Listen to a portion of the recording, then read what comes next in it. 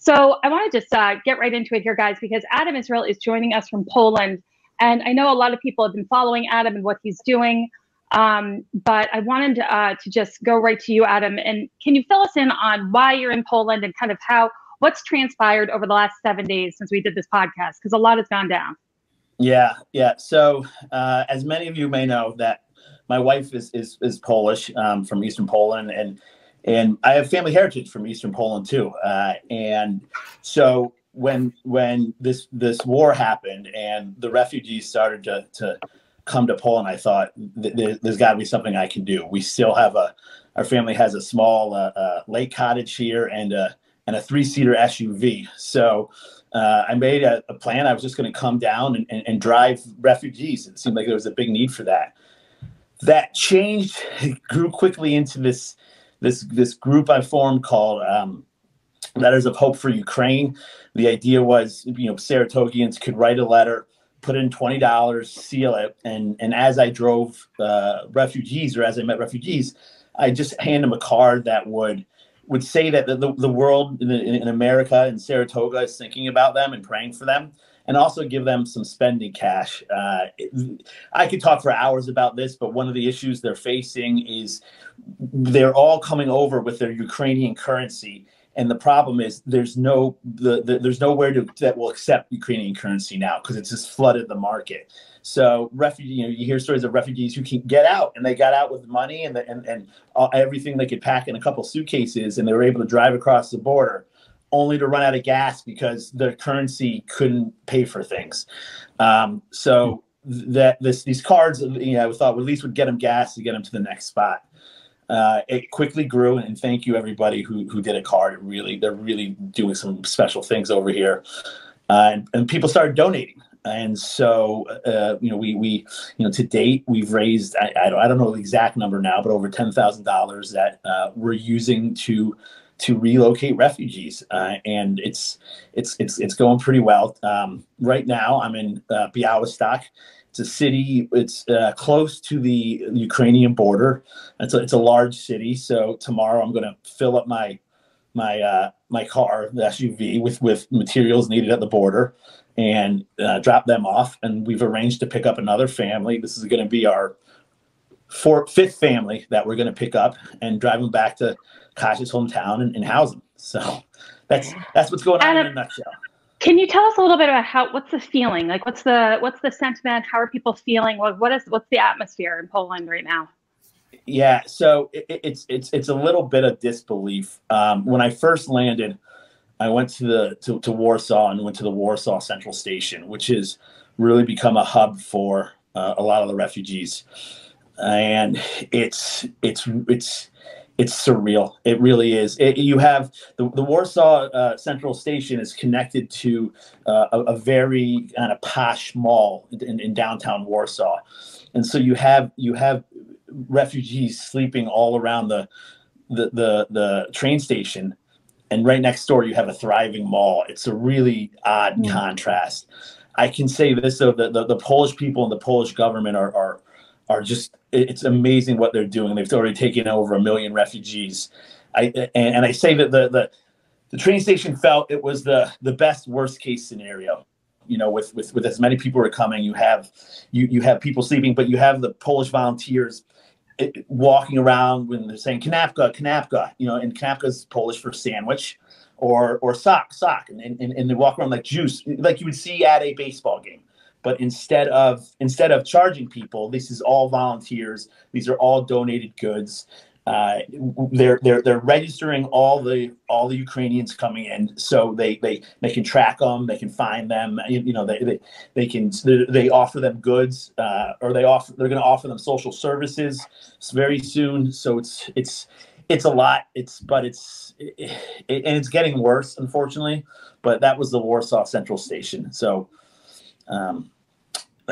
That's that feeling. If I could jump in, just to ask Adam, when you're out in the streets, is it chaos everywhere, or is it just you mentioned the central station? Like, give me the feel for when you leave that building you're in right now. Is it the same as it's always been, or is it wild? Yes. So right now, we have friends at the Stack. I'm in their attic doing this podcast. But no. What the reality of the situation is that the people leaving are women and children, and they're scared. They're scared. They're scared. They don't know where their husbands are. They don't know what's going to happen to them next. So they stick. They stick to places that feel comfortable with other Ukrainians there. So that's why the train station has so many Ukrainians sleeping there. For instance, go ahead, Robin. Sorry, just to clarify. So that is because what you've seen is that for the most part, the husbands are staying or going back to Ukraine or staying in Ukraine because they're fighting. Is that correct? That's why everyone is separated. Yeah, that's why everybody's and that's why it's women and children and old men. But that's what you see, and mostly women and children. I think a lot of old men stayed to fight too, and that makes it even more difficult. I think just to see. And I'll give an example of we were evacuating a family yesterday, and it was my brother-in-law and I in Warsaw, and they didn't feel safe riding with two strange men. So a female volunteer drove them 3.5 hours to the hometown, worked with me to get them settled so they felt comfortable, and 3 hours back. And she drove the 3.5 hours back. She left Augusta at 12:30 in the morning, so she wasn't getting home to 4 o'clock in the morning, and she was just a volunteer. So it's really special to see. You see the worst, you see the best in people right now, but it is because the worst of people too. So, and you're close to the border, correct? You said you're close to the Ukrainian border right now, where you are. Yeah, right now, Białystok. Yeah, it's probably about a 2-hour drive, an hour and a half drive. It's the Ukraine borders of Poland on the south, so it's kind of right at the top of the Ukraine where Ukraine is, but it is a major city where you can go and buy bulk goods. So that's why I'm here tonight. I see. Go ahead, Robin. Adam, one of the things that I keep observing when I'm, looking at all the coverage, and I don't know if this is what you're seeing as well, but it's this kind of idea that, we could all be living our regular lives, but war happens so quickly. And, next thing you know, it doesn't discriminate with the class, gender, money. War is an equal opportunity animal. And so these are people from all walks of life, and it's people who never expected to be in the position they were in. But yeah, it really is. You have people from the city centers who are, I don't know if posh is the right word, but more affluent. So they're sleeping on the train floor. You have the villagers, and they're sleeping on the floor. One task I was on today was a hotel in Augusta took in 30 women, and I think they said 11 kids. And once you get to my wife's city, you go to the city hall, and the city hall turned essentially their courtroom into a receiving station. So there's translators there, there's computers, they log in all the refugees, but then the rest is filled with tables of donated goods, right? So when they come in to get checked in, they can do shopping. They go around and they do the shopping and find the things they need. And it is, if this is a week ago, this would have been unheard of. That's how fast it happened. And that's how impressive it is what the Polish government is doing. One thing I want to really quickly say, and I'm going to say this 1,000 times, is we have to offer the Ukrainians refugee status. One of the ladies we housed, I'll tell the story real quick. My wife was talking and coordinating with her, and my wife's been doing all the coordination about this, and like everything in our marriage, she does all the work and I get all the credit, but she's doing a great job. But she was talking to this lady and the husband was a policeman, and he was coming over with his wife's sister and their kids and his father.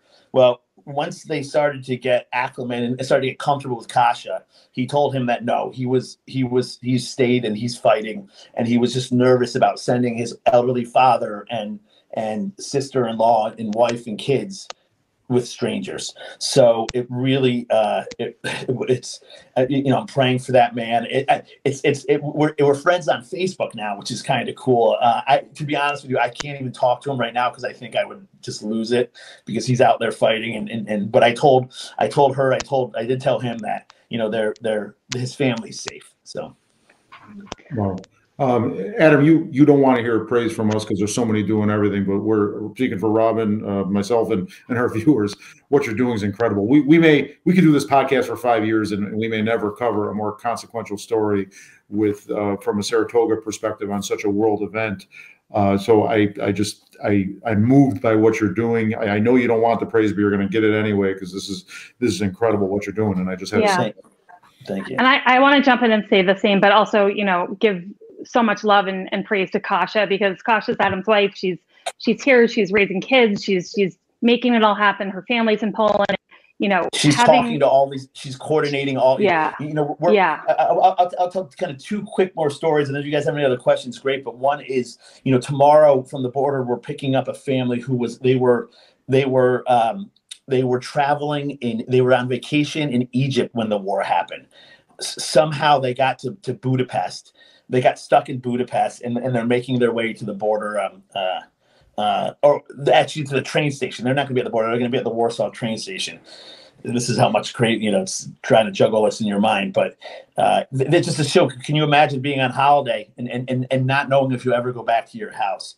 The other thing I'll say that's really unique about this situation is social media, because social media now, the connections you can make is unbelievable. And you can, you know, your Facebook profile is almost like a resume. So you see calls for help when you talk to people, and then it's all translated, which is awesome. So you know, I'm talking to people who are speaking Russian, Ukrainian, Polish, and we're coordinating these really incredible things, because we message back and forth, and there's no, you know, the messaging, the translation, it gets the point across fantastically. So, you know, I know social media can be a real pain in the butt sometimes, but what it's done to this unique situation, and the connections I've made, and the trust and friendships that have been built, because you can see this person, right? You can't really fake a Facebook profile. You can go back and see what their life was like and what they were doing. And it's a real quick way to gain trust with them. And that's really aided in me being able to figure out who I can work with and who needs help, and be confident that they're trustworthy, you know, they're being honest. So that's not always the case, but it certainly helps. Well, we so appreciate you and what you guys are doing. You know, you had the connections and ability to then jump action and on the ground. I know everyone wants to help. They're asking how they can help. I will share. Sorry, I lost you guys for a second. Can you still hear me? Yes, we can hear you, Robin. Yep. All right, good. So it's Letters for Hope Ukraine on Facebook is the page that you have. Venmo information is on there if people want to donate. Is that correct? Yeah, there's Venmo on there. People can donate. I never expected this to be a donation thing, you know, but it's blowing up. So we're going to have other avenues as far as, you know, possibly becoming a 501(c) and being more legit now. But yeah, I mean, right now there's a lot of big money coming in, but there's a lot of things falling through the cracks. And Robin, maybe we could share this, to go on these Facebook groups, these Ukrainian kind of Facebook groups looking for people looking for help, and you'll see that there's a lot coming in, but there's a heck of a lot of, pardon me, a big need out there still, and there's going to be for a while, because Poland. One other interesting point I want to add is you can tell Poland is at its limits. When we came down, when we came here. When I came here, I don't know, 3 days ago, there was, I think, maybe one family in Kasha's city.